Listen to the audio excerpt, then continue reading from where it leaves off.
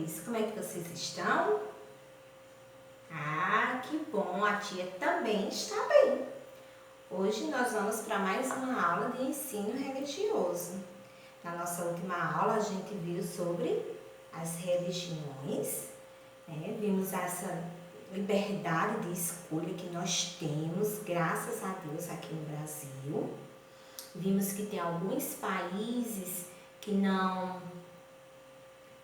tem a sua religião própria e que se outros membros da comunidade tentar seguir, serão perseguidos, outros até expulsos do país, né? Mas a gente viu que aqui no Brasil, graças a Deus, a gente tem essa liberdade de escolha. Então, esta nossa aula vai ser o quê? Para a gente fazer uma revisão desse conteúdo, tá?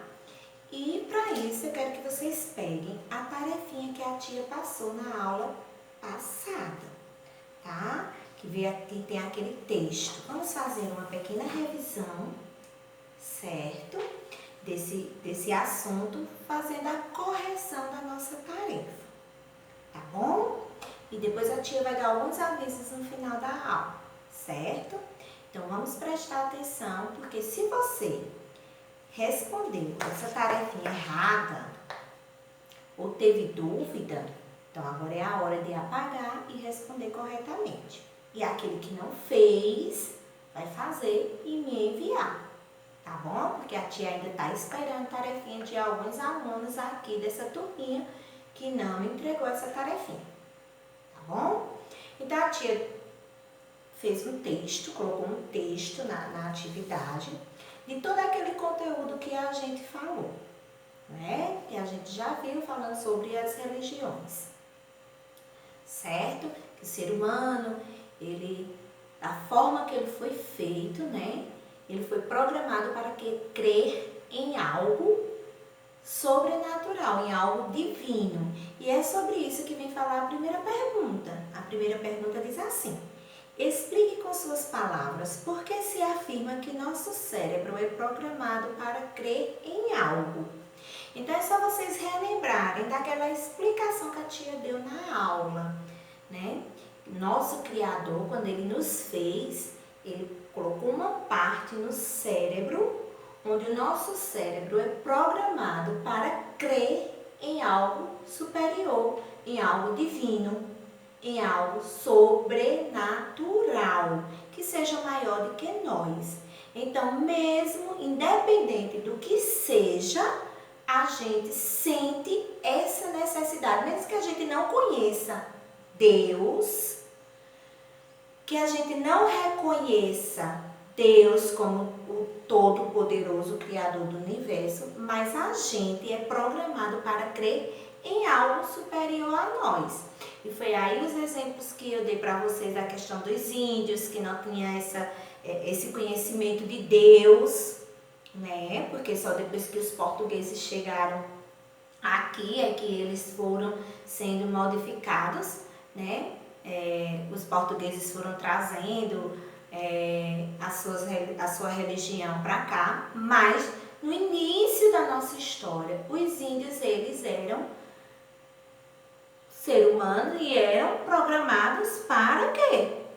Para crer em algo. Como eles eram seres humanos, eles tinham que crer em algo. E para sua divindade, eles criavam esses deuses, né? Deus do sol, Deus da lua, e aí era cheios de símbolos, certo? De deuses. Contei a história também da Lagoa Azul. Vocês estão lembrados daquele casal de jovens que viviam no filme, na Lagoa Azul? Pois é. Então, o nosso cérebro se afirma que o nosso cérebro é programado para crer em algo divino, porque Deus, o nosso Criador, ao nos fazer, Ele programou uma parte do nosso cérebro para crer em algo supremo, em algo divino. Isso aí já foi comprovado. Por quê? Por muitos estudos. A ciência mesmo, ela admite isso daí, que o nosso cérebro sim é programado para crer em algo, certo? Crer significa o que mesmo? Acreditar. certo? Na segunda pergunta, o que é que a gente pode rever do assunto? Na segunda pergunta diz assim: se em todos os países do mundo há esta liberdade de escolha, se qualquer pessoa pode escolher qualquer religião para seguir, ou até mesmo fundar uma religião lá naquele país. Tem? Muito bem. A tia no outro vídeo disse que não, que há países que não têm essa liberdade de escolha. Aqui no país, sim, nós temos, aqui no Brasil, mas há outros países que não. E se os membros daquele país for tentar seguir outra religião, eles vão ser discriminados, perseguidos e até mesmo expulsos do país, certo? Por exemplo, o Afeganistão, o Iraque, né? Qual a religião deles? O islamismo, né? Então, cada país, lá eles ficam em guerra, por quê? Porque eles querem que a religião que predomine seja essa. E se eu, católica, chegar lá e for tentar colocar na cabeça da comunidade que todos devem seguir, então eu vou começar a ser perseguida e até expulsa do país. Se eu for evangélica, da Testemunha de Jeová, e for também pregar aquela minha crença na igreja da Testemunha de Jeová, lá também posso correr esse risco. Por quê? Porque eles não dão a liberdade de escolha. Né? No Afeganistão, a mulher tem até o seu modo de se vestir. Não pode se vestir de qualquer forma, por conta da religião. A religião é quem dita o que é que a mulher pode, o que não pode, como deve se vestir. Tá? Vamos para a terceira pergunta. Com a terceira pergunta, a gente pode refletir um outro aspecto, mas também dentro dessa questão da liberdade. Pergunta assim: por que nós podemos afirmar que no Brasil há a liberdade de escolha de religião? Vocês lembram por que é? Vocês podem dizer com as palavras de vocês, como vocês podem responder do jeito que está no texto, com palavras do texto, ou como a tia explicou na aula para vocês. Né? Uma primeira coisa que a gente pode ver que comprova isso é porque no Brasil tem várias religiões. É isso? A gente não precisa dar o Brasil inteiro, mas a gente vai e pega, por exemplo, como exemplo, a cidade de Guadalupe. Só aqui tem quantas religiões? Né?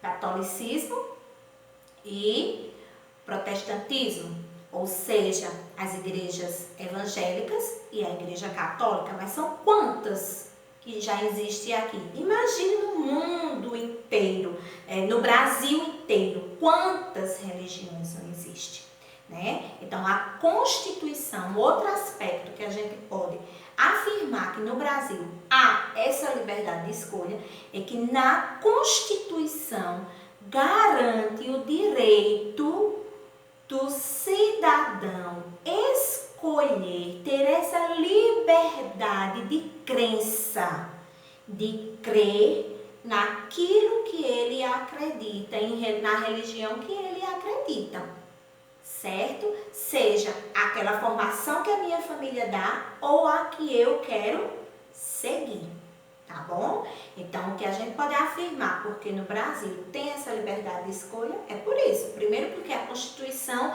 nos garante, nenhum presidente da República que entrar, que for eleito, ele pode querer proibir a gente de ser apenas católico, de ser apenas Testemunha de Jeová, de ser apenas da Assembleia de Deus, não. Porque a Constituição, ela nos dá essa liberdade da gente escolher que religião a gente quer seguir, tá? Na quarta questão, o que é que a gente vai refletir aí sobre o assunto? Vamos rever o quê? Na Constituição, que nos garante essa liberdade de escolha, que a gente pode seguir, surgiram várias religiões, né? Porque no que dá liberdade do ser humano escolher, então eles vão escolhendo que religião. Tem até membros que ficam tristes com a religião que está ali participando e dali tem uma vida íntima, ligada com Deus e vai e cria uma outra religião dentro daquela ali, denominada daquela ali, certo? Ou até outro nome que ainda não existe.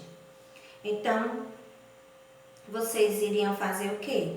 Escrever aqui quais foram as religiões que foram citadas no texto. Aí, tia,